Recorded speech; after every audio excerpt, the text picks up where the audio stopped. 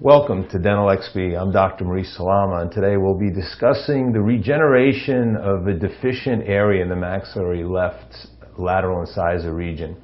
As you can see from the slide, tooth number 10 was decayed beyond the gingival margin, and the decay went down into the canal space, leaving this tooth unrestorable.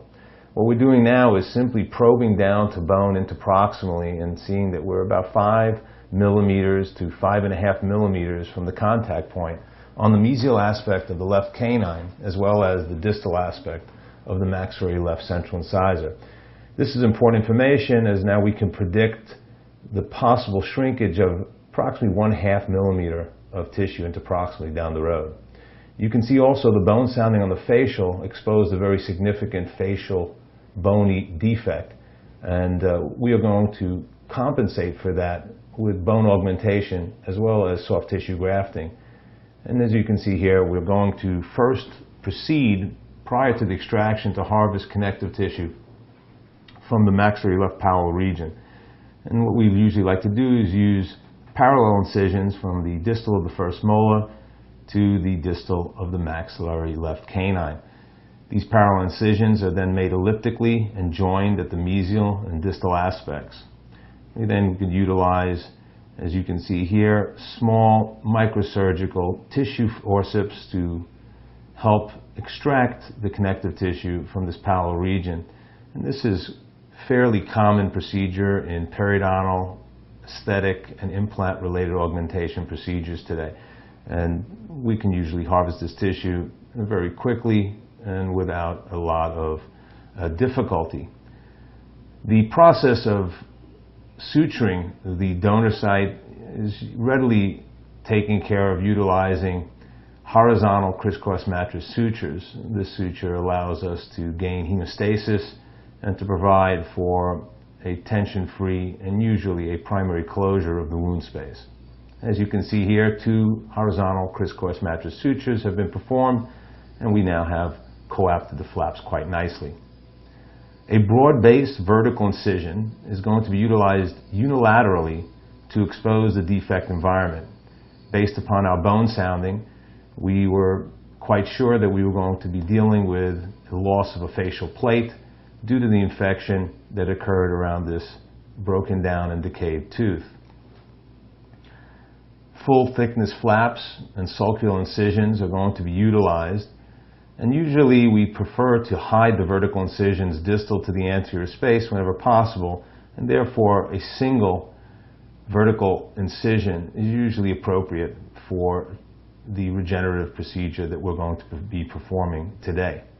Sulcular incisions are then going to be utilized across the midline. I prefer to have at least 1.5 to 2 teeth on either side of the defect environment in terms of my flap dissection. This gives me a broad base to work in terms of vascularity and allows me to fully access the defect environment.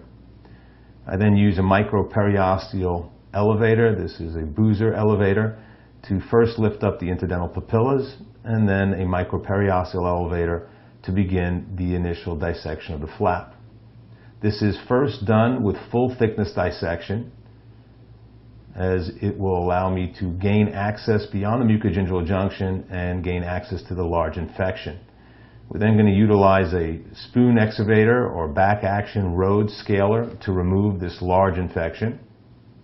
And you can see that once we're able to do this, we're then going to be able to access the root and be able to extract it without any difficulty. As a matter of fact, this tooth is missing the entire labial plate of bone and therefore extracted directly labially, and you can see how severely broken down and infected this area was. We now are looking at a 3-wall defect, and luckily enough, because of the bone sounding, we were aware of the fact that we still retain the mesial and distal walls and palatal walls of the defect, but we're entirely missing the facial plate of bone in its entirety.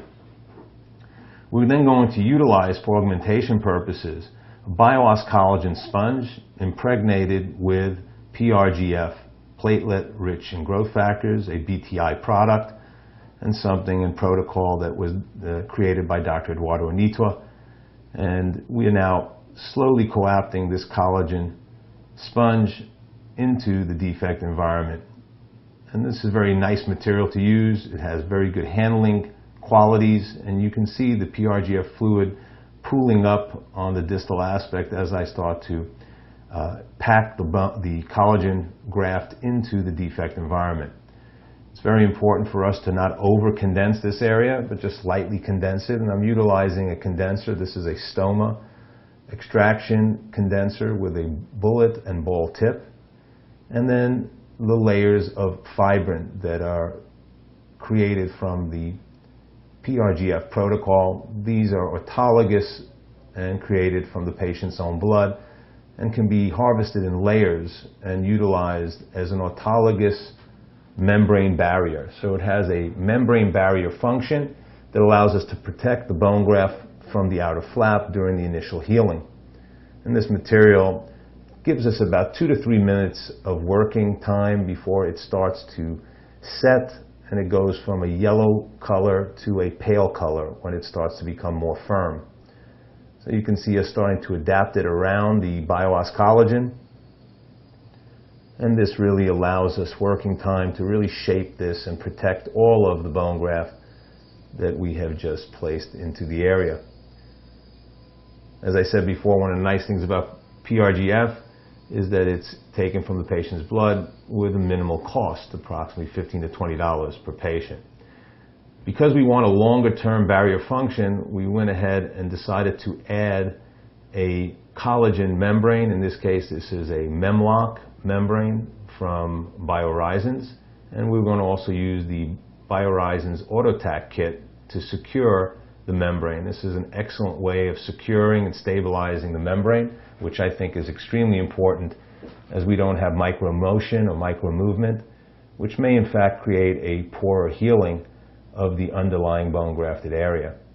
So the AutoTac is placed first in between the two central incisors, and then the second AutoTac will be inserted distal to the maxillary left canine, giving us very, very good initial stability of our membrane and long-term membrane function. And here the tack being inserted. This is almost like when you lay down carpet. It actually allows us to place it on very, very nicely. And then we layer on the collagen barrier, not only on the facial aspect, but also over the occlusal aspect.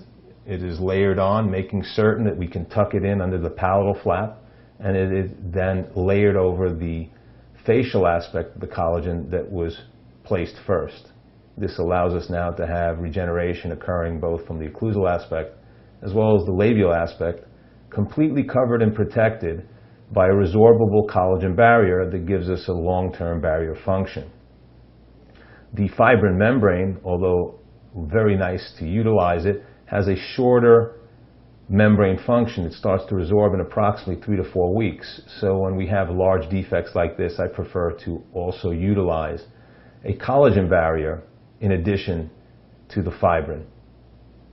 This is just my preference, only because I realize that the extent of the defect will require a longer term barrier function to protect the bone and to make sure that the selected cells are allowed to populate the area, letting the osteoblasts have access to the area without having to beat the connective tissue and epithelium to that area.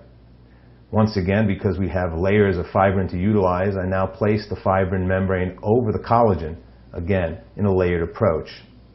The fibrin first, mixed with the bioactive modifiers, then the collagen membrane over the top of that, and then once again the fibrin over the collagen.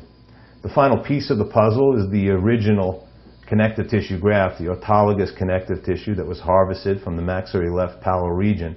So you can see the layered approach to this defect, completely cleaning out, debriding it, followed by the BioOs collagen impregnated with PRGF, plasma-rich and growth factors from BTI, followed then by the utilization of fibrin and a collagen barrier, Memlock from BioHorizons with the AutoTac, and then followed after that once again with the second layer of fibrin and then the autologous connective tissue graft harvested from the maxillary left palatal region.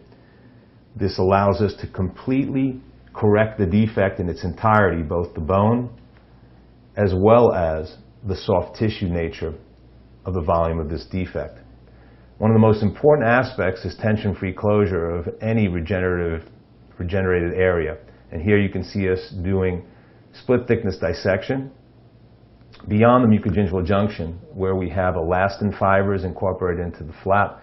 We want to make sure that this flap will be easily moved in a coronal position, and coronally positioning this tissue over the augmented tissue and membrane is extremely important to the long-term success.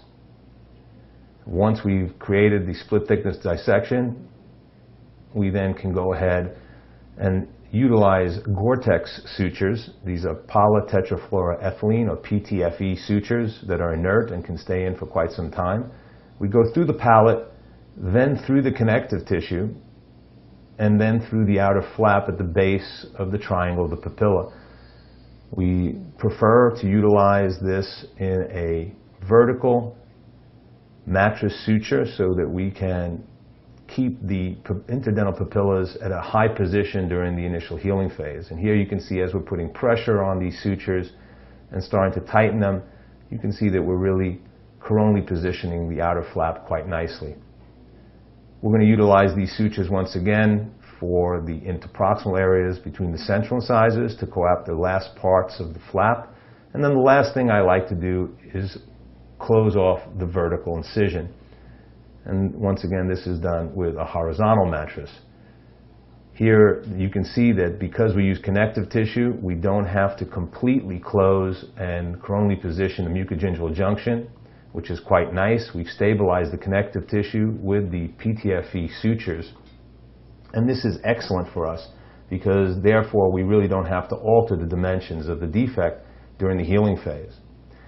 A Essex tooth replacement device is then inserted, making certain that there's no pressure on top of the surgical wound. And then once we've relieved this before the patient leaves, a final bit of PRGF material, which has been created into a gel, we call it a PRGF plug, is then inserted over the top of the augmented area. This will be left in place for the first several hours as the patient begins to heal and protect this area quite nicely. Once again, the previous slide of the preoperative image of the severely decayed and broken down maxillary left lateral incisor. You can see how we've been able to perform this procedure, and this is at approximately 8 weeks. Post-operative healing, the maintenance of an intact ridge with good mesial-distal and buccolingual volume, as well as an enhancement of the keratinized gingiva. You can see the wound healing with the new bone graft and collagen, BioOs collagen, being incorporated into the surrounding bone. And then approximately 5 to 6 months afterwards, we go ahead and place our dental implant. Thank you for your time in joining us, and we hope you'll follow this case through with us on Dental XP as we place our implant and restore the case to its entirety. Thank you very much. For Dental XP, this is Dr. Maurice Salama.